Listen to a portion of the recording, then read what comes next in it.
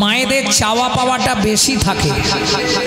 ঠাকুরের কাছে গেলে এরা চাওয়া ছাড়া কিচ্ছু জানে না। আপনি কি করে জানলেন মশাই? আমি দেখেছি তো, দুর্গাপুজোর অষ্টমীর দিনে হাতে ফুলটা নেওয়ার অপেক্ষা।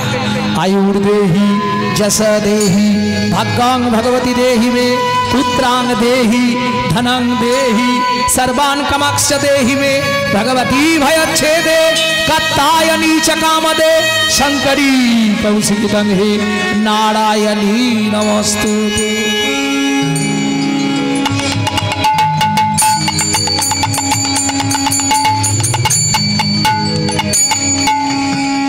भक्तमंडली भक्तिमती मायरा की चाइलो? आयु दाओ, जस दाओ, प्रतिष्ठा दाओ, गाड़ी दाओ, बाड़ी दाओ, मेर टाका पड़े मेर बिये दिए दाओ, छेले चाकरी करे दाओ, चावा बेशी ना? स्वामीर दोकाने चारटी खद्देर ढुके दाओ, और भगवान तुमी दुटो नकल दाना खाओ।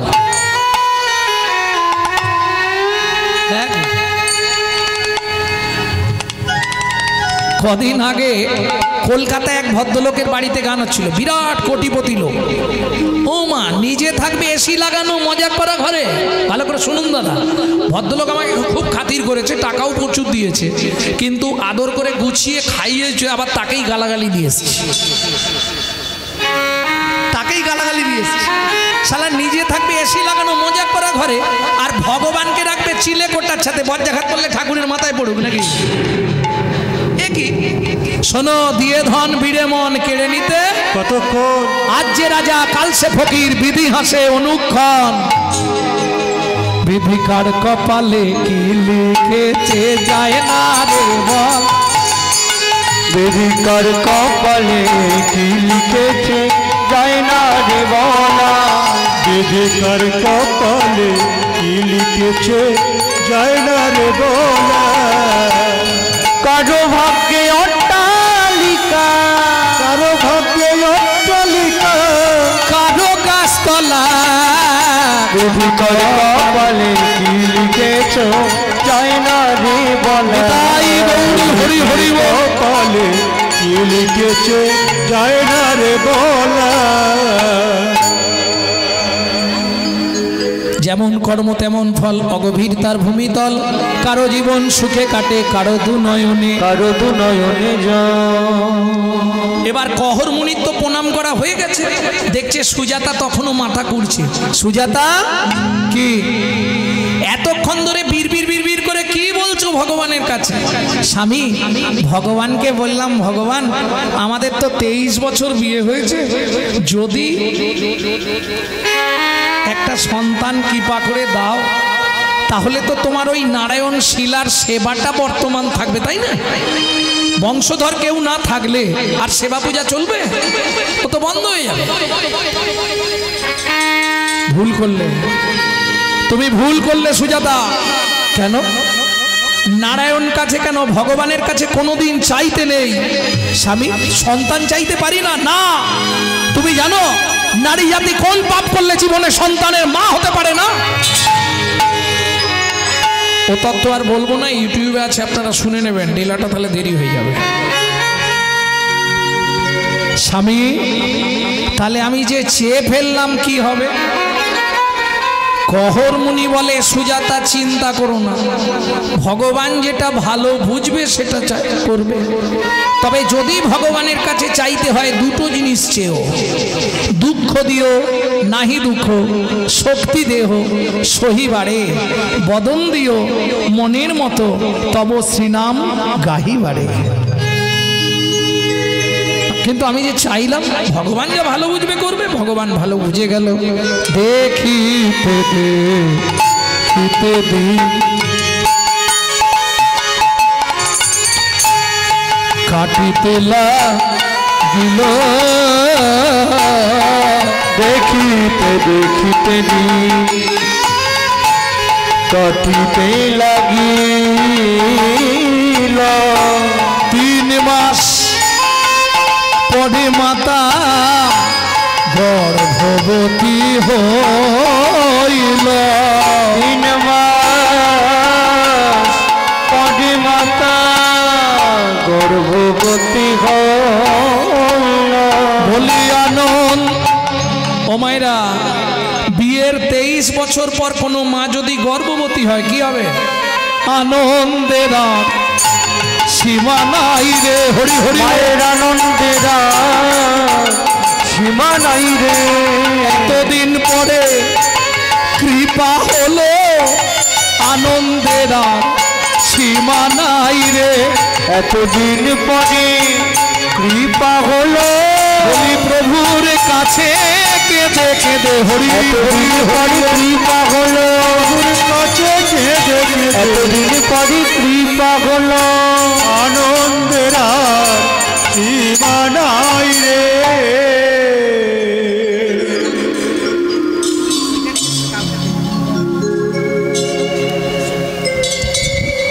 ভক্তমণ্ডলী, ভক্তিমতী মায়েরা, এতদিন পরে কৃপা হয়ে গেল। এইবার বলি, যেদিন থেকে সন্তানটা গর্ভে এসেছে সেদিন থেকে মা শুধু ভাগবত শোনে।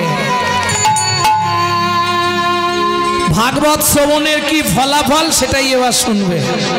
যেদিন থেকে সন্তান গর্ভে এলো সেদিন থেকে মা শুধু ভাগবত শুনছে। খেতে বসতে শুতে শুধু ভাগবত কথা, অমৃত কথা। অমৃত গলিত ফলম শ্রীমদ ভাগবতম। ওই ভাগবত কথা শুনছে। সন্তান গর্ভে থাকাকালীন মা যদি রামায়ণ, মহাভারত, গীতা, ভাগবত শোনে সে সন্তান হবে দিকপাল। কিন্তু ভাগ্য, ওই যে বললাম না, বিধি কার কপালে কি লিখেছে যায় না রে বলা। কি করবে? মা প্রত্যেক দিন ভাগবত শোনে, কিন্তু সেদিনেই ঘটলো বিপর্যয়। কি হলো? গর্ভের বয়স হচ্ছে 8 মাস। আজকে কহরমুনি বলছে, সুজাতা কি কৃষ্ণকে কেন ভগবান বলা হয় এটা তোমাকে পাঠ করে শোনাচ্ছি, শোনো। যদ্দৈতং ব্রহ্মোপনৌষধি, যদ্দৈতং ব্রহ্মবনৌষধি, তদ্ভাপসো তনুভা, তদ্ভাপসো তনুভা। য আত্মা অন্তর্যামী পুরুষ, অন্তর্যামী পুরুষ, সরৈশ্বর্য ইহ ভগবান, ইহ ভগবান। বাবা শ্লোকটা আপনি ভুল বললেন। বাবা শ্লোকটা আপনার ভুল হয়ে গেল। সুজাতা, ও সুজাতা, কে বলছে? স্বামী, আমার পেটের ভেতর থেকে বাচ্চাটা বলছে। স্তব্ধ হও বালক। তুমি মাতৃগর্ভে বসে পিতৃদেবের ভুল ধরো। তোমায় অভিশাপ দিচ্ছি, তোমার 8 স্থানে বক্র হবে।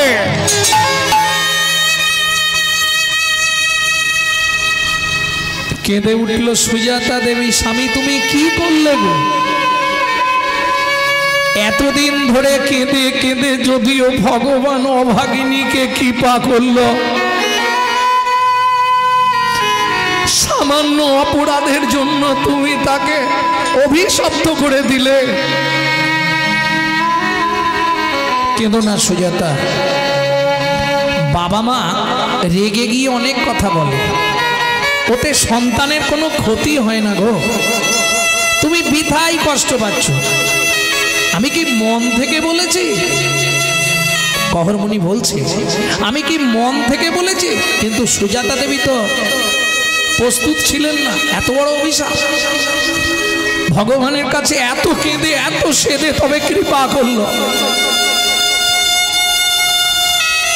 আর তুমি তাকে অভিশপ্ত করে দিলে স্বামী।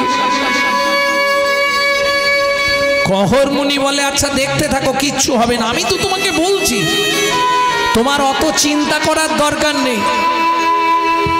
সুজাতা দেবী বলছে, স্বামী কথাটা বলতে তোমার লজ্জা হচ্ছে না? কেন? কিসের লজ্জা? তোমার লজ্জা লাগছে না? সত্যি বলছো?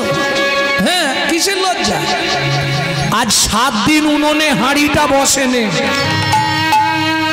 আমি 8 মাসের একজন গর্ভবতী মহিলা, বলতে পারো কি খেয়ে বেঁচে থাকবো?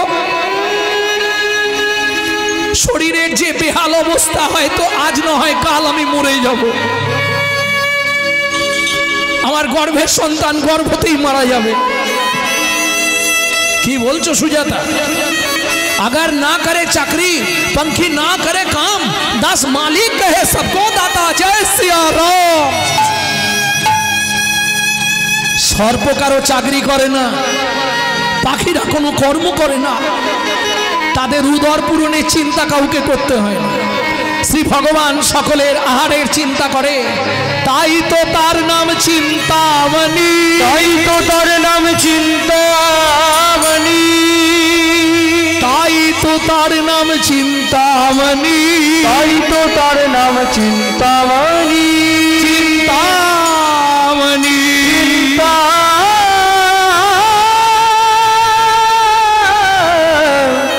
চিন্তামণি।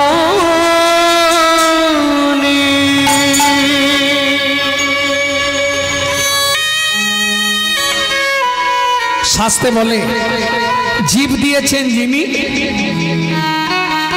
আহার দেবেন তিনি। স্বামী, ওসব কেতাবের কথা বাস্তবে হয় না। 8 মাসের গর্ভবতী মহিলা কি খেয়ে বেঁচে থাকবো আমি? কহরমণি এইবার একটু রেগে গিয়ে বলল, কেন আমার ঘরে কি খাবারের অভাব আছে না? কি খাবো তুমি বলো, কি খাবো? চোখে দেখতে পাও না?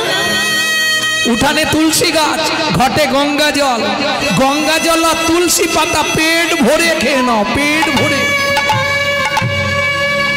ও মায়েরা, 8 মাসের গর্ভবতী মহিলা তুলসী পাতা আর গঙ্গার জল খেয়ে থাকতে পারবে? কোন সাধক সাধিকা হলে হয়তো পারলেও পারতে পারে। যেমন আপনারা জানবেন, একজন বীর সাধক ছিলেন, 12 বছর তুলসী পাতা আর গঙ্গা জল খেয়ে বেঁচেছিলেন, ঠাকুর সীতারাম ওঙ্কারনাথ।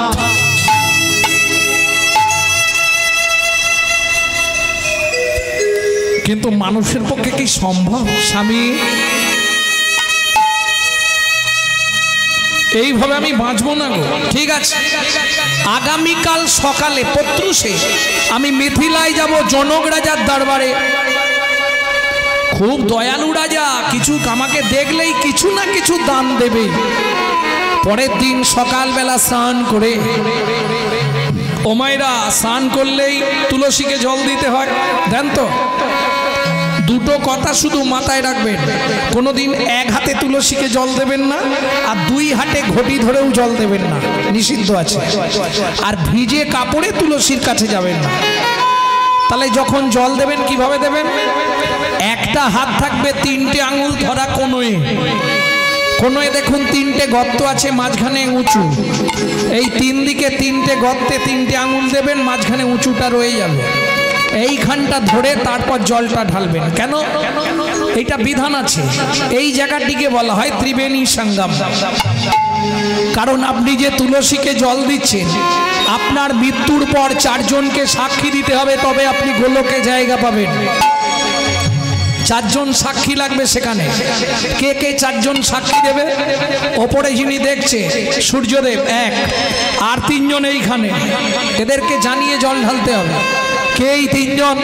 ওপরে যমুনা, নিচে সরস্বতী, উপরে যমুনা, নিচে সরস্বতী, পাশেতে গঙ্গা বয়, পাশেতে গঙ্গা বয়। কোন শুভ কাজ করিবার কালে, কোন শুভ কাজ করিবার কালে, ত্রিবেণী সাক্ষী রয়, ত্রিবেণী সাক্ষী রয়। 3 জনেতেই সাক্ষী রইলে, 3 জনেতেই সাক্ষী বলি রইলে, গঙ্গা যমুনা সরস্বতী 3 জনেতেই সাক্ষী রইলে, গঙ্গা যমুনা সরস্বতী, যেন কৃষ্ণ পদে থাকে মতি হরি। গঙ্গা যমুনা সরস্বতী, পদে থাকে মতি, গঙ্গা যমুনা সরস্বতী, 3 জনেতে সাক্ষী রইলে, 3 জনেতেই সাক্ষী রইলে। সুজাতা, যদি রাত্রি হয়ে যায় আমি রাতে ফিরবো না, ভোরে ফিরবো। আর যদি তাড়াতাড়ি কাজ মিটে যায় আমি রাতের মধ্যেই ফিরে আসবো। স্ত্রীকে বুঝিয়ে কহরমণি চললেন মিথিলায় সীতার বাবা জনক রাজার দরবারে। ও মন, ময়না পাখি রে রাধে কৃষ্ণ বল ও ময়না পাখি রে রাধে কৃষ্ণ রাধে কৃষ্ণ কৃষ্ণ রাধে রাধে কৃষ্ণ কৃষ্ণ রাধে রাধে রাধে কৃষ্ণ বল ময়না পাখি রে রাধে কৃষ্ণ বল ও ময়না পাখি রে রাধে কৃষ্ণ ভক্তমণ্ডলী ভক্তিমতী মায়েরা, এই যে গানটি আপনারা শুনছেন এই গানটি বাইরে কোথাও পাবেন না, কারণ এটা আমাদের বংশগত গান। এই গানটি রচনা করেছিলেন আমার দাদুর দাদু শশীভূষণ চক্রবর্তী, তারপরে গাইতেন দাদুর বাবা মাধব চক্রবর্তী, তারপরে গাইতেন দাদু যতীন্দ্রনাথ চক্রবর্তী, তারপরে গাইতেন বাবা কালীপদ চক্রবর্তী, এখন গাইছি আমি গৌরাঙ্গ সুন্দর চক্রবর্তী। আমার পরবর্তী জেনারেশন তৈরি হচ্ছে আমারই পিছনে, আমারই একমাত্র সম্পদ গৌরব কৃষ্ণ চক্রবর্তী। এটাই গৌর হরিব মধুর বলি মাতিয়ে তুলে প্রাণের ব্যথা হোক না শিথিল মায়ার বাঁধন হোক না আধার মধুর বলি বাতিয়ে তুলে প্রাণের ব্যথা হোক না শিথিল মায়ার বাঁধন হোক না আধার সবে হারায়ে পাই যেন আমি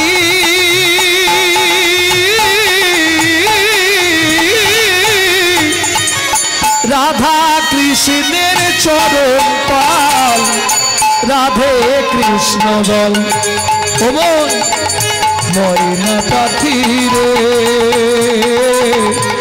রাধে কৃষ্ণ বল ও ময়না পাখি রে রাধে কৃষ্ণ জয় হোক মিথিলা রাজা জনকের জয় হোক। আরে কহর কি মনে করে স্ত্রী 8 মাসের গর্ভবতী নাকি 8 মাসের গর্ভবতী স্ত্রী, বাড়িতে নুনটা পর্যন্ত নেই, তোমার খুব অবস্থা খারাপ নাকি? আচ্ছা আচ্ছা মন্ত্রী, একে ভেতরে নিয়ে গিয়ে গুছিয়ে একটু খাইয়ে দাও, তারপর কথা বলবো। তবে শোনো কহর, তুমি খুব ভালো দিনে এসেছো। আজকে বরুণ দেবের পুত্র বন্দি আসছে ভাগবত তত্ত্ব আলোচনা করতে। ও মায়েরা, বুঝতে পারছেন কথাগুলো আমার? বুঝলে কিন্তু খুব সোজা, না বুঝলে মনে হবে কি হলো রে বাবা, এ তো বোঝা। একটু মন দিয়ে শুনতে হবে, নাহলে বুঝতে পারবেন না। কিরকম জানেন, এই শাশুড়ি বৌমায় ঝগড়া বেঁধেছে, একটুখানি বলেন। শাশুড়ি বৌমায় ঝগড়া বেঁধেছে, তা শাশুড়ি বলছে বৌমা কি সকালটা হোক আমি তারকেশ্বর চলে যাব, আর থাকবো না, আমি তারকেশ্বর চলে যাব। এখন সকালবেলায় নাতি গান ধরেছে, ঠাকুমা তারকেশ্বর গেল না। বুড়ি এবার রেগে গেছে, যেই গান ধরেছে নাতি, ঠাকুমা তারকেশ্বর গেল না, মিছামিছি বলেছে। বুড়ি তো একদম রেগে আগুন, ব্যাগ ট্যাগ নিয়ে বেরিয়ে পড়েছে তারকেশ্বর যাবে। এখন এখান থেকে এই দিক দিয়ে যাচ্ছে, বাগনানে ছেলে তাকে, ছেলে থেকে কিছু পয়সা নেবে নি, ওদিক দিয়ে যাবে। এখন বাগনান থেকে ট্রেনে উঠেছে হাওড়া, হাওড়া থেকে আবার তারকেশ্বর নৌকা। তা ট্রেনে উঠে বেচারি এক কোণে চুপ করে গালে হাত দিয়ে বসে আছে। আর ট্রেনে দেখবেন প্যাসেঞ্জারের থেকে বেশি হকার্স, হকার্স একবারে ভর্তি। কোলের কাছে এসেই একজন শুরু করছে মোর ছেলা বলে, মোর ছেলা বলে। এখন বুড়ি তো কানে একটু এদিক ওদিক শোনে, বলছে আচ্ছা সত্যি বলো তো আমার বৌমা তোমাকে কত টাকা দিয়ে পাঠিয়েছে? বলে কেন? তখন ধরে আমার কোলের কাছে মরসালা বুড়ি মরসালা বুড়ি। হ্যাঁ, আমি বুঝতে পারিনি ভেবেছ?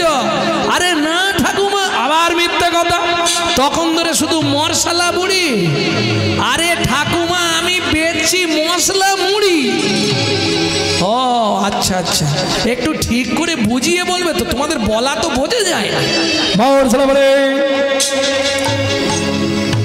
এইবার হাওড়ায় গিয়ে বেচারি ট্রেনে বসেছে। তার যতই হোক এতদিন বিয়ে হয়ে এসেছে, ঘর ছেড়ে তেরকেশ্বর চলে যাচ্ছে, মনে কত কষ্ট বলে তো। হ্যাঁ, ওদিকে ট্রেনে বসেছে, সেখানেও এক জ্বালা। কোলের কাছে এসে একজন দাঁড়িয়ে বুলি এবার কিছু না বলে পা থেকে জুতোটা খুলেছে।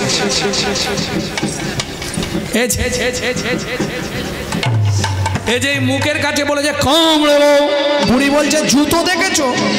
হ্যাঁ, অত ভালো ভালো মেয়েরা থাকতে বুড়ো মানুষের গালের কাছে এসে কামড়ি দেবো কামড়ি দেবো, আমি বুঝতে পারিনি ভেবে যাও আমার গালে কি আছে? হ্যাঁ, বুড়ো হয়ে গেছি, হাড় বেরিয়ে গেছে, আমার গালে কি আছে? তখন ধরে খালি কামড়ে দেবো কামড়ে। আরে ঠাকুমা আপনি ভুল করছেন। আবার মিথ্যে কথা, জুতো পেটা করবো, আমি ভুল করছি? হ্যাঁ ঠাকুমা আপনি ভুল শুনছেন, আমি বলছি কমলা লেবু। তাই একটু ভালো করে বলতে পারুন না, খালি কমলা লেবু কমলা লেবু, কি বুঝবো আমি? বোঝা গেল? অতএব একটু ঠিক করে বুঝতে হবে, বুঝলে খুব সোজা, না বুঝলে মনে হবে বোঝা।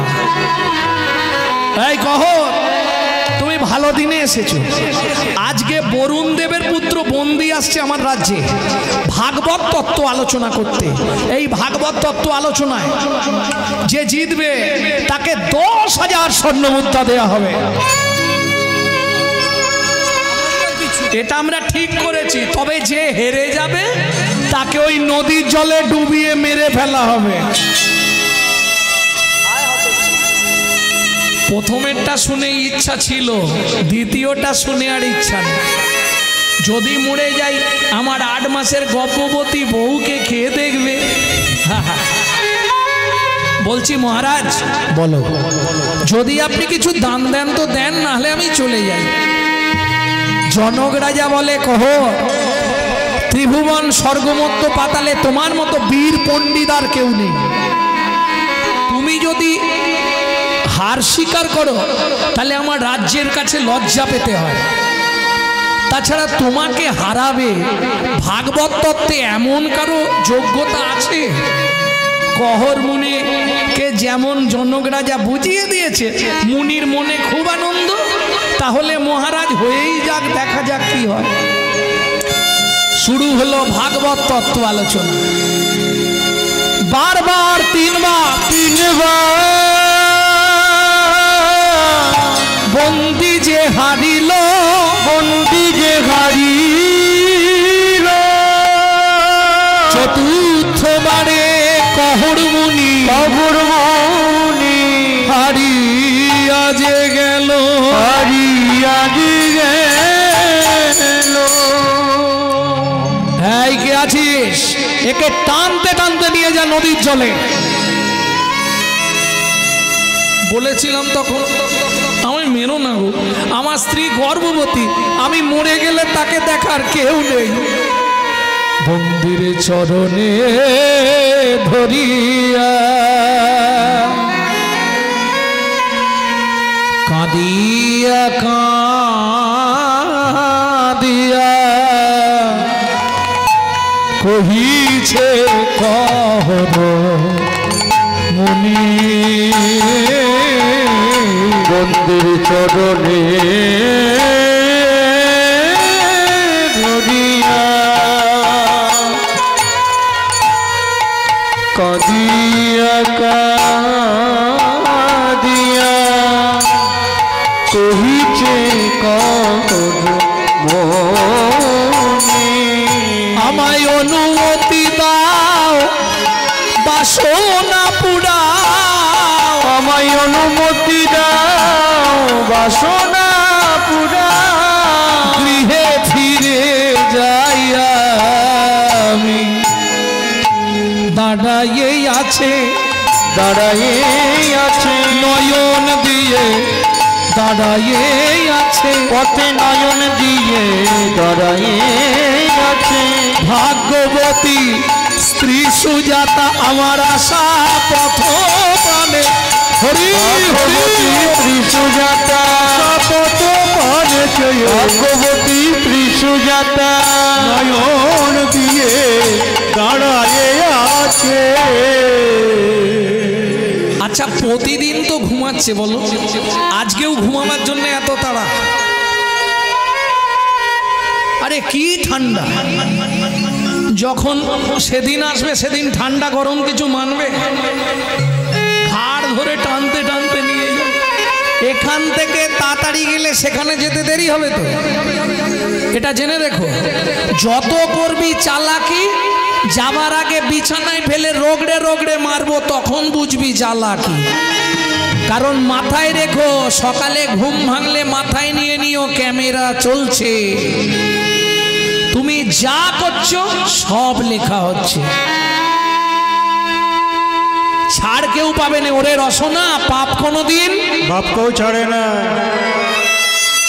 কত প্রমাণ দেবো? গঙ্গাপুত্র ভীষ্ম 54 দিন সরসজ্জায় শুয়েছিল। 11 জনম আগের পাপ 11 জনম পরে গিয়ে ভোগ করলো। 1 2 স্বয়ং বিশ্বের অধিপতি ভগবান শ্রীকৃষ্ণ, তাকে ব্যাধের হাতে তীর খেয়ে মরতে হলো। অযোধ্যার রাজা রামচন্দ্র সরজু নদীতে গিয়ে সুসাইড করে মরল। পাপ কোনোদিন কাউকে ছাড়বে না, কর্মফল ভোগ করতেই হবে। অতএব মানব জন্ম পেয়েছো, আর জীবনে পাবে কিনা তো ঠিক নেই। কত ঘুমাবে? সোতে সোতে क्या करो भाई, ওঠো ভজো মুরার, ऐसे दिन आएगी तेरी लंबा हो जा पसार। বেশি ঘুমাতে চেয়েওনি, তাহলে ভগবান জন্মের ঘুম পাড়িয়ে দেবে। খুব সাবধান। আর অলস হচ্ছে জীবনকে পিছিয়ে দেয়। যত ঘুমাবেন তত অলসতা আসবে, আর অলসতা এলেই আপনি পিছিয়ে যাবেন। যে কোনো কর্মে অলসতা এলেই আপনি পেছবেন, এগোতে পারবেন না। মন্ত্রী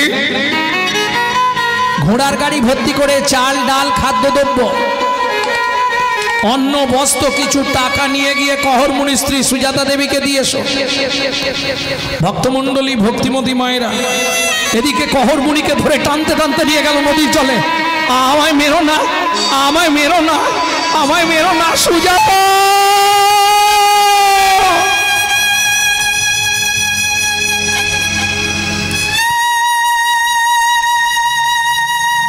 ভক্তমণ্ডলী মায়েরা, সন্তানের কিছু হলে সবার আগে মা যেমন জানতে পারে, ঠিক তেমনি সতী রমণী স্বামীর কিছু হলে সবার আগে জেনে ফেলে। বিছানায় হঠাৎ ঘুমাচ্ছিল সুজাতা দেবী, চমকে উঠল। তবে কি স্বামীর কোনো বিপদ হলো? আর ঘুম হচ্ছে না। বাসি পাঠ সেরে স্নান করে ঠাকুর ঘর মার্জন করে পথের দিকে তাকিয়ে বসেছিল। হঠাৎ শুনতে পেল ঘোড়ার গাড়ির শব্দ।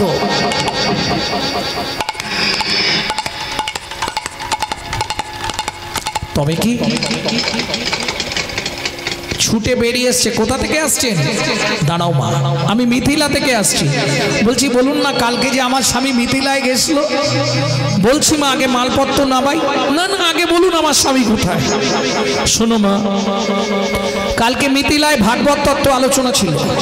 প্রকাশ ছিল যে জিতবে তাকে 10,000 স্বর্ণ মুদ্রা দেওয়া হবে, যে হেরে যাবে তাকে নদীর জলে ডুবিয়ে মারা হবে। তোমার স্বামী হেরে গেছিল। ওই বরুদদেবের পুত্র তার লোকজনকে দিয়ে তোমার স্বামীকে ওই নদীর জলে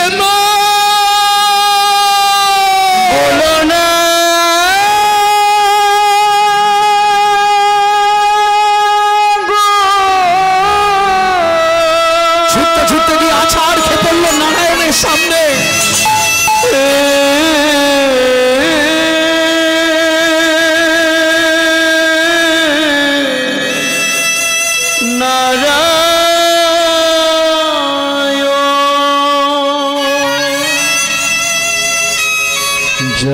নাকি এমন অপরাধ আমি করেছি,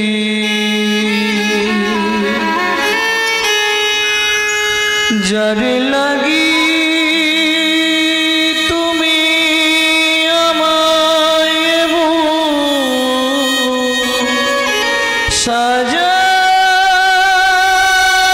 দিলে, বলে দাও ভগবান কোন জনমের অপরাধে আমি এমন সাজা পেলাম। জীবনের প্রথম দিন থেকে তোমার চরণে তুলসী চন্দন না দিয়ে আমি জলবিন্দু গ্রহণ করি না।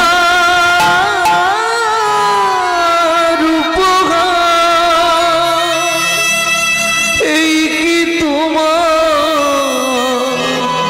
বিচার?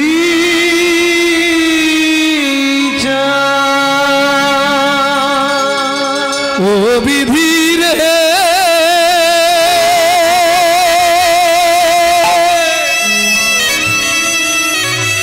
ও বিধি রে,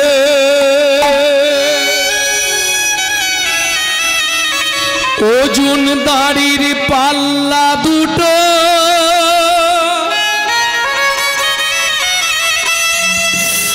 সমান হলো কি? আয় বিধাতা তোমার এমন বিচার দেখিনি। ওজন দাড়ির পাল্লা দুটো সমান হলো কি? আয় বিধাতা তোমার বিচার দেখিনি। একদিকে চাপালে তুমি মুঠো মুঠো ধূল, অন্যদিকে তুলে দিলে সেবা পদার বিধাতা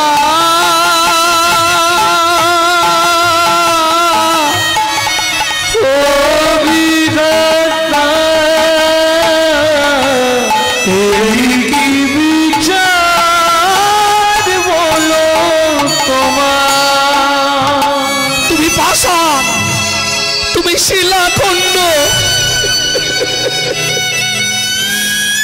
তুমি পাথরের টুকরো।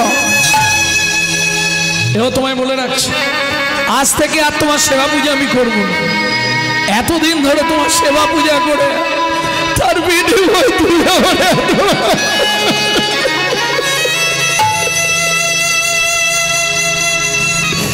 এই মুহূর্তে আমার এই গর্ভের সন্তানকে নিয়ে আমি নদীর জলে ঝাঁপ দিয়ে মরব। ও মা যা বললো তাই করল। ছুটিতে ছুটিতে তবে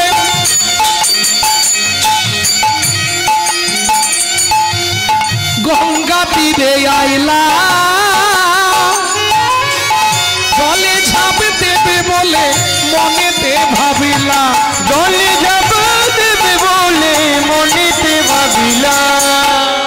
পতিত পাবনী মা গঙ্গা, তোমার পক্ষে আমাকে আশ্রয় দাও মা, তুমি ছাড়া আমার আর কেউ নেই গো। আমার এই গর্ভের সন্তানকে নিয়ে আমি তোমার পক্ষে আশ্রয় নিচ্ছি মা, তোমার পক্ষে আশ্রয় নিচ্ছি মা, তোমার পক্ষে। এত বলি গঙ্গা জলে ঝাঁপ দিতে গেল, গর্ভজাত শিশু তখন কাঁদিয়া উঠিল, গর্ভজাত শিশু তখন কাঁদিয়া উঠিল। মাগো আমায় তুমি মারবে কেন, আমায় তুমি মারবে কেন, আমায় তুমি মারবে কেন, আমায় তুমি মারবে কেন, অপরাধ করেছি আমায় তুমি মারবে কেন, অপরাধ করেছি, অপরাধে আমি কি অপরাধ করেছি, আমি কি অপরাধ করেছি, আমায় তুমি মারবে কেন, আমায় তুমি মারবে কেন। চিৎকার করে কেঁদে উঠলো গর্ভের সন্তানটা, মা আমাকে মেরো না মা, আমাকে মেরে ফেলো না মা, আমাকে মেরে ফেলো না মা, আমাকে পৃথিবীর আলো দেখতে দাও মা গো, আমায় মেরে ফেলো না মা। তোমার গর্ভে জন্মেছি এটাই কি আমার অপরাধ বলো না মা? কেন তুমি আমাকে মেরে ফেলতে চাইছো? কোনো মার ঝাঁপ দিতে পারবে জলে? পেটটা ধরে ওই ঘাটের ধারেই বসে পড়ে মা কাঁদছে। হরিমানিক ডুবিল সাগর শুকালো, অভাগীর কর্মদোষে কাঁদে আজ ঘাটে বসে। আই গো কাঁদিয়া ঘাটে বসে, কাঁদিয়া ঘাটে বসে,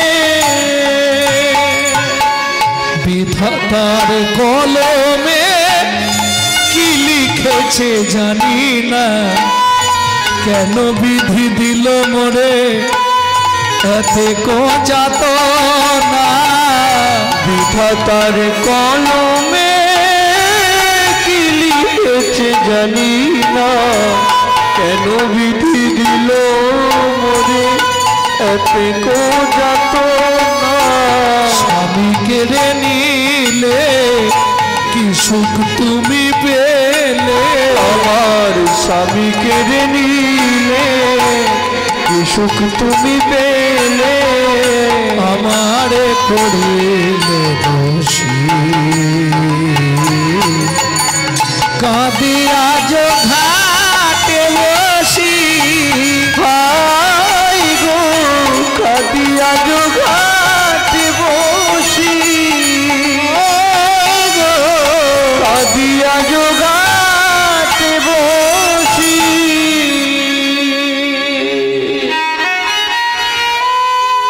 পাড়ার লোকেরা বুঝিয়ে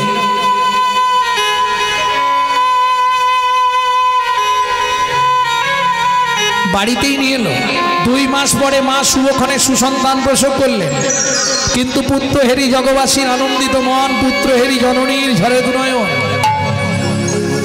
6 মাস পর থেকে আস্তে আস্তে বাঁকটা ধরা পড়ছে। 8টা বাঁক হয়ে গেল ছেলেটার শরীরে, চলতে পারে না, 11 বছর পর্যন্ত দাঁড়াতে পারে না। 11 বছর পর লাঠি ধরে ধরে দাঁড়ায়। মা আমাকে দেখলেই তুমি শুধু কাঁদো কেন মা? ও মা ভাগবত পড়বো না, জীবনে ভাগবত পড়বি না, জীবনে ভাগবত শুনবি না, জীবনে ভাগবত স্পর্শ করবি না মা। কেন মা? এই ভাগবত পাঠ করতে গিয়ে তোর বাবা মরেছে, এই ভাগবত পাঠ শুনতে বসে তোর চেহারাটা এমন হয়ে গেছে। দেখি মা দেখি, কি করবি? তোমার হাত দুটো মাথায় রাখো। পিতারাধিকা মাতা গর্ভধারণ পুষণা অতসী ত্রিশূলা কেশী নাস্ত্রী মাতৃ সমগুরু। মায়ের তুল্য গুরু ত্রিভুবনে কেউ নেই, তুমি আশীর্বাদ করো মা। এই মুহূর্তে আমি মিথিলায় যাব এই অবস্থায় পিতৃহত্যার প্রতিশোধ নিতে। হে নাথ নারায়ণ হরি, হে নাথ নারায়ণ হরি, হে নাথ নারায়ণ হরি, হে নাথ নারায়ণ হরি। কৃষ্ণ কেশব ভক্ত ভিখারি, কৃষ্ণ কেশব ভক্ত ভিখারি, নাম নারায়ণ হরি, হে নাম নারায়ণ হরি।